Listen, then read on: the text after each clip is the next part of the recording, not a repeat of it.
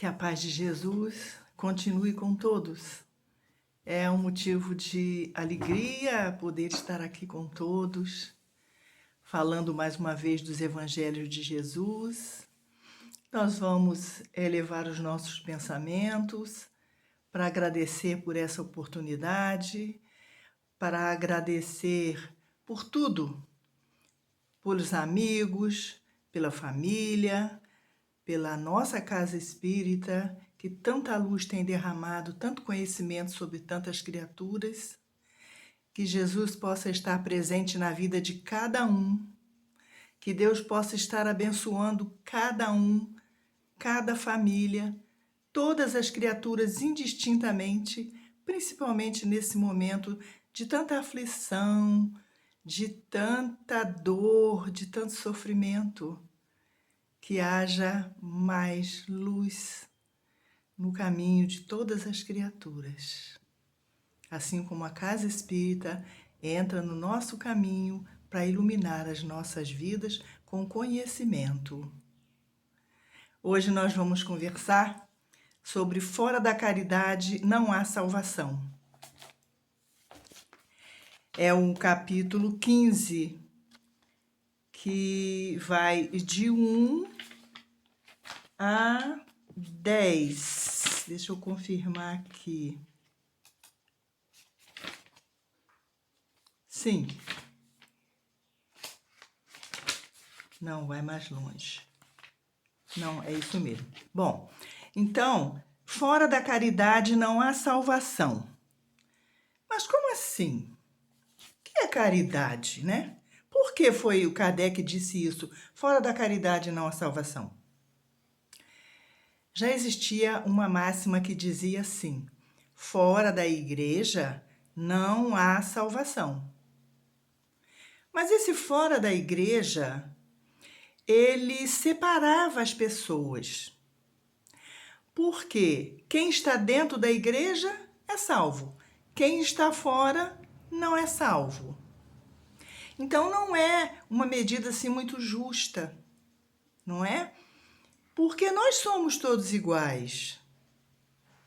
Nós comemos, bebemos, caminhamos, falamos, sentimos, sofremos, choramos, cantamos, sorrimos, nos entristecemos também, pagamos as nossas dívidas, uns têm recursos para pagar, outros com mais dificuldade, participamos da nossa família, temos muitos amigos e todas as outras coisas no que nós somos todos iguais.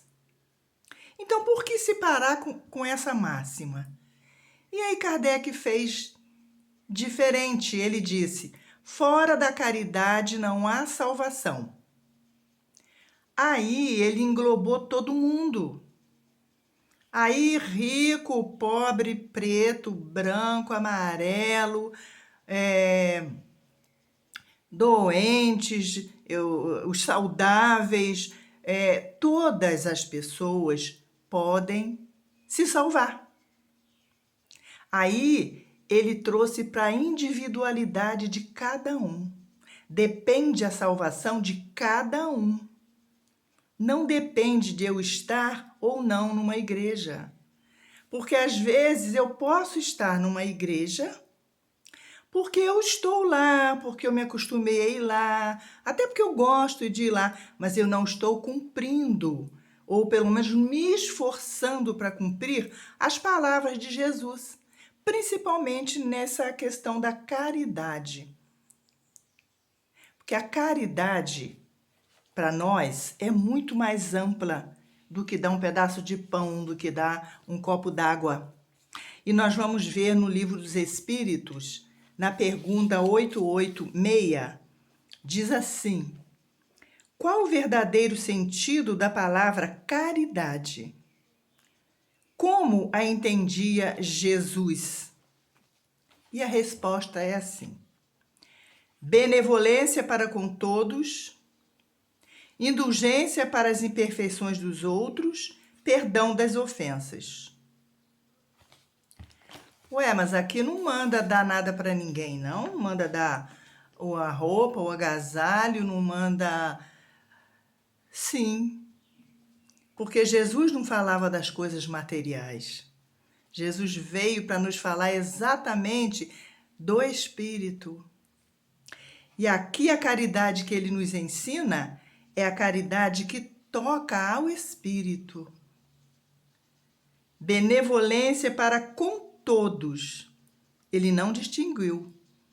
Se é para quem está num grupo religioso, ou grupo familiar, ou seja lá o lugar que for, ou quem não esteja. Ele diz para com todos.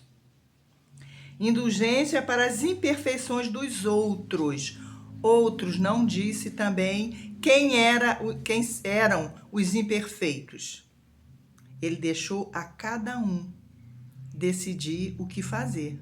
Temos o livre-arbítrio, somos dotados de inteligência, temos uma consciência e o perdão das ofensas. Se não aprendermos a perdoar, não seremos indulgentes e nem benevolentes. Olha como que a coisa se complementa, não é? Então, Jesus nos fala ao Espírito, benevolência, indulgência, perdão das ofensas. Ah, mas ele multiplicou os pães e peixes, isso é material, é dar de comer. Ah, mas ele transformou água em vinho. Ele fez Lázaro, entre aspas, né, voltar à vida. Ele curou a filha de Jairo. E tantas outras coisas que ele deve ter feito que não ficaram registradas, né? Sim, ele fez isso sim. Ele multiplicou pães e peixes num dia. No dia seguinte, a pessoa tinha que sair para procurar, para buscar o alimento do corpo. Porque quando ele multiplicou os pães e peixes, era para dar de comer àqueles que tinham fome. E mesmo assim ele disse aos discípulos que eles matassem a fome daquelas criaturas. Ele não saiu distribuindo. Foram os discípulos que saíram. Jesus disse a eles, deem a eles o que comer. Porque ele já estava falando a todos eles do alimento espiritual. Mas eles tinham necessidade, por causa do corpo físico, também do alimento. E estavam longe de casa, não havia nenhum lugar para comprar nada que comer. Então foi necessário que houvesse essa situação. Ah, mas ele transformou água em vinho? Sim, mas no dia seguinte não tinha mais vinho. Cada um tinha que procurar o que beber. Aí entra aquela situação de dar o anzol para pescar, em vez de dar o peixe. Ele mostrou, ó, vocês podem beber, vocês podem comer, beber entre aspas, né, gente? Claro, bem entendido. Mas não podemos ficar toda a vida fazendo isso. Vocês têm que procurar os próprios recursos. Tanto a filha de Lázaro, que ele curou, filha do Jairo, mas o Lázaro, que ele curou, depois eles tiveram uma morte natural como qualquer outra pessoa. Tudo isso foi necessário para que ficasse exemplos de vida para nós, né? Exemplos da grandeza, do amor de Jesus para com todos nós. Era necessário que isso fosse feito. Então, aí a gente entende que a caridade, segundo o Espiritismo, é muito maior. Um sorriso é um ato de caridade. Às vezes, um simples abano de mão faz uma pessoa bem, faz uma pessoa sorrir, Não é necessário dinheiro. Jesus não tinha dinheiro. E ele foi a criatura mais caridosa que se tem notícias no planeta. ele fez a caridade maior que se pode fazer, que é esclarecer, ensinar, tirar das trevas da ignorância a criatura. E isso ele fez muito bem. Então, era o que o nosso irmão fundador da Casa Espírita Amor e Caridade sempre disse. Chegou pedindo, atende, mas vai ver realmente do que ele necessita. Porque às vezes a pessoa está tão atordoado, com tanta dificuldade, desemprego, família numerosa, dificuldade de adquirir as coisas, e às vezes nem tem muita saúde, tá doente, não está podendo trabalhar, que ele só vai em busca da comida. Eu quero comer. Eu estou sem agasalho, eu preciso me cobrir, eu preciso vestir alguma coisa. Mas às vezes ele necessita de socorro espiritual. E ele nem sabe, ele nem percebe. E isso aconteceu como muitos exemplos na Casa Espírita. Aconteceu que uma vez foi uma equipe visitar uma família, uma equipe aí do Amor e Caridade. Foi visitar uma família num bairro próximo aqui de Santa Anésia. E chegando lá, foram 3 pessoas, e chegando lá, havia uma construção, né? 4 paredes, uma porta, que era a entrada da casa, a saída e a janela. Não tinha uma janela na casa. E aí, quando a equipe entrou na casa, era um fogão a lenha, uma lata dessa de banha de 20 litros, com banana verde picada.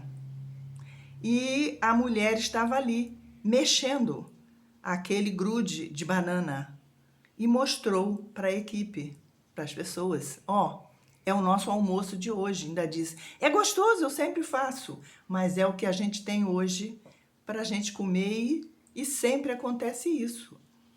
Então, as pessoas entraram por aquela casa, ela falou, vem ver meu marido, ele está adoentado. E passaram para um outro lugar da casa, tinham 2 cômodos só. Aí onde a equipe chegou e o outro cômodo. E lá tinha um senhor deitado numa... Eu não sei como é que chama, acho que tarimba, os mais antigos devem lembrar disso.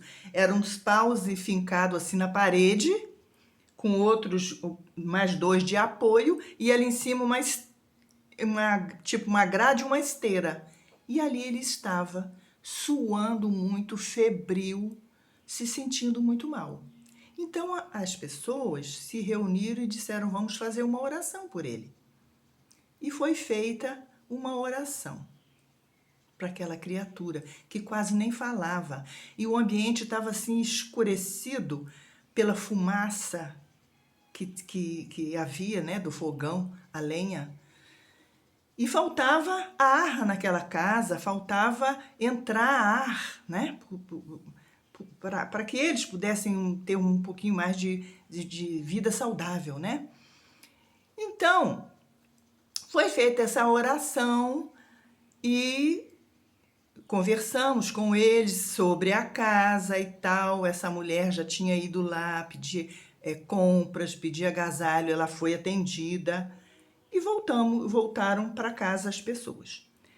Só que quando uma delas chegou em casa, encontrou um familiar que estava assim, sob efeito assim, estava muito comovido e disse para a pessoa, você não sabe o que aconteceu há poucos minutos atrás, logo depois que vocês saíram.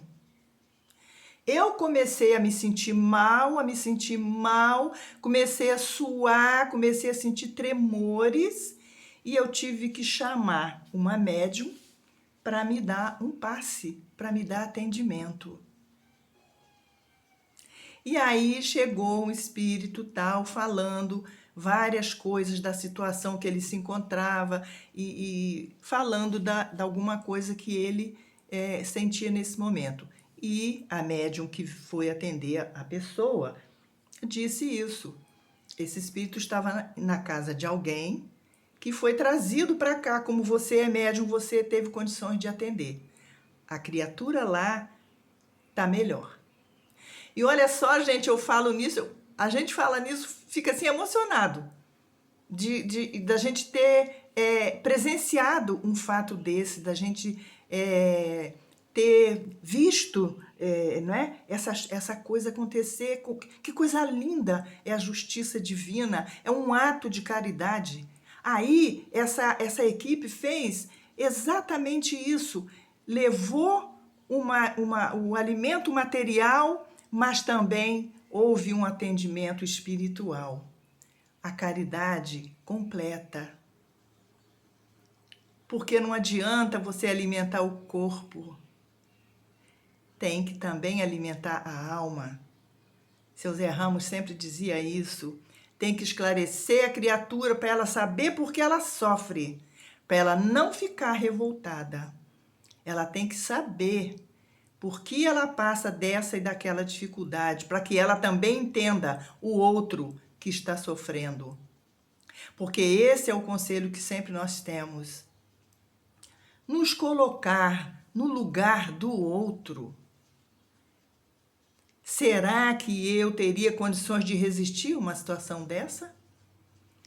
E se eu não nascesse no berço e na família que eu nasci? Se eu nascesse lá, num rincão qualquer, numa comunidade dessas que a gente vê hoje, ouve falar hoje, tão violenta, será que nós gostaríamos de estar lá? E o que é que nós estamos fazendo para poder minorar?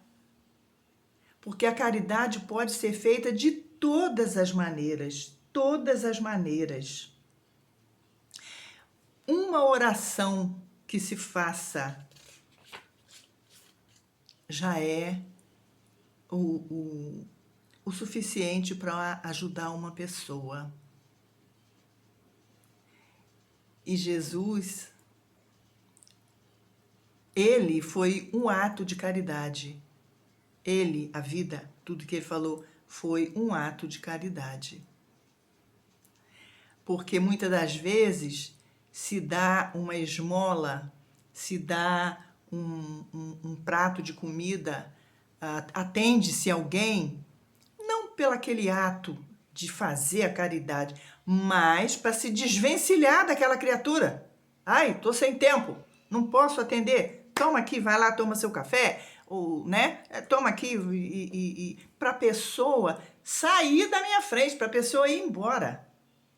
E às vezes a gente faz isso e não se dá conta que é isso que nós estamos fazendo.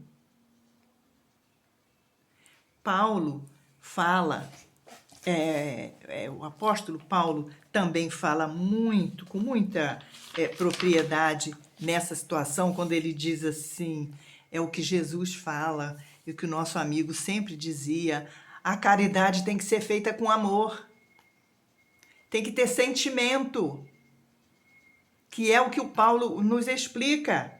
Ainda quando eu falasse todas as línguas dos homens e a língua dos próprios anjos, se eu não tiver caridade, serei como o bronze que soa e um símbolo que retine. Caridade, amor, mesma coisa. Quem não tem amor não faz caridade. Quem faz caridade tem que ter um sentimento de amor, senão não é caridade. É se livrar de alguma roupa do guarda-roupa, é se livrar de alguma coisa que está te incomodando. Se tem amor, sentimento, é caridade. Ainda quando tivesse o dom da profecia, que penetrasse todas as misérias e tivesse perfeita ciência de todas as coisas, ainda quando tivesse toda a fé possível, até o ponto de transportar montanhas, se eu não tiver caridade, nada sou. E quando eu houvesse distribuído os meus bens para alimentar os pobres e houvesse entregado meu corpo para ser queimado, se não tiver caridade, tudo isso de nada me serviria. A caridade, aí vem a caridade realmente como deve ser feita. É paciente, paciente. Gente, como é difícil, né? A gente ter, assim, paciência. Nos dias de hoje, então, que tá essa correria, tanta dor, tanto sofrimento, as pessoas não têm tempo, as pessoas não têm calma, as pessoas não têm paciência, não é? Muitos até dizem assim, eu já estou perdendo a paciência. Como assim? Quem é paciente não perde a paciência. Porque a paciência a gente não acha. Ah, eu achei a paciência, agora eu sou paciente. Não. A gente cultiva dentro de nós a paciência. Ela é um dom que precisa ser cultivado. A caridade é branda e benfazeja. A caridade não é invejosa, não é temerária, nem precipitada. Quantas vezes, né, a gente faz as coisas e diz assim, ah, eu fiz sem pensar. Ah, foi sem querer. Não. Paulo está aqui dizendo, não se precipite. Pensa primeiro, depois você faz, para não se arrepender. Não é isso? Às vezes a gente deixa de ajudar uma criatura, depois pensa assim, meu Deus, por que eu não ajudei? Por que eu não dei? Por que eu não fiz? Não é isso? A caridade não se enche de orgulho, não é desdenhosa, não cuida de seus interesses, não se agasta, não se azeda com coisa alguma, não suspeita mal, enfim. A caridade é tudo isso, não suspeitar mal, né? Não julgar, que olha as palavras de Jesus de novo, não julgueis. Conhecíamos uma pessoa, uma criatura por perto, que era uma pessoa assim que vivia em casa. A esposa e 4 filhos passavam o maior aperto na vida. Ela lavava para fora, ela se virava para arrumar umas coisinhas para trazer para dentro de casa.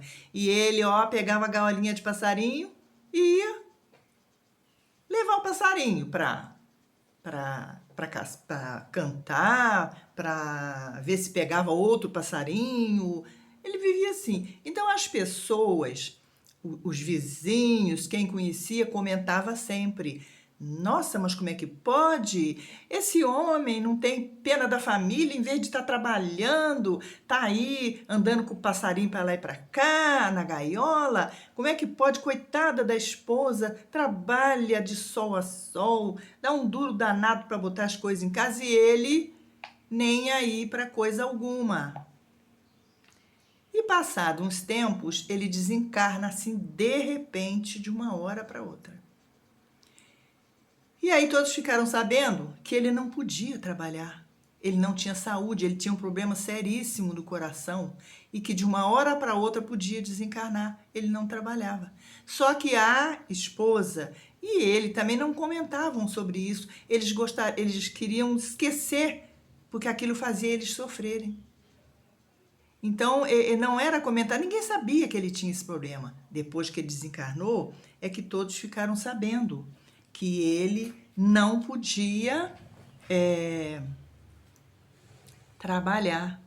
Então, por isso que Jesus nos diz, não julgueis.